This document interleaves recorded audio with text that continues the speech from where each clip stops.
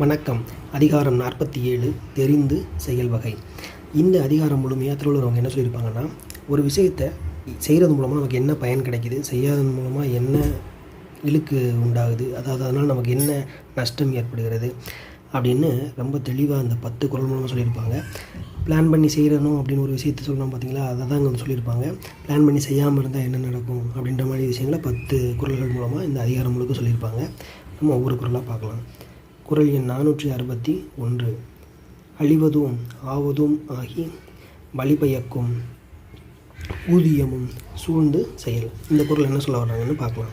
அழிவதும் ஆவதும். அழிவதும் என்னது? ஒரு செயலை செய்வதன் மூலமாக நமக்கு ஏற்படக்கூடிய பொருளின் அழிவு.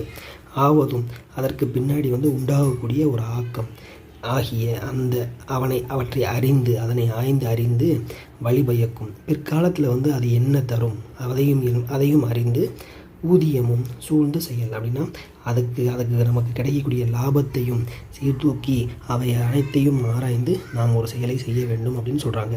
அதாவது என்ன புரிஞ்சுக்கலாம் அப்படின்னா, ஒரு வினையை செய்யும் பொழுது அதனால் ஏற்படக்கூடிய செலவு, அதனால் ஏற்படக்கூடிய வருமானம், பிற்காலத்தில் அது நமக்கு தரக்கூடிய நன்மை, இவை எல்லாத்தையும் ஆராய்ந்து பார்த்து தான் ஒரு செயலை செய்யணும்னு இந்த திருவள்ளுவர் இந்த குறளில் ரொம்ப அழகாக சொல்லியிருக்காங்க. குறள் விளக்கம். ஓர் செயலை மேற்கொள்ளும் பொழுது உண்டாகும் இழப்பையும் அதன் பின் உண்டாகும் வரவையும் ஆய்ந்து அறிந்து பிற்காலத்தில் அது தரும் லாபத்தையும் ஆராய்ந்து பின் அந்த செயலை செய்ய வேண்டும். நன்றி. நாளைக்கு அடுத்த குறளில் சந்திக்கலாம்.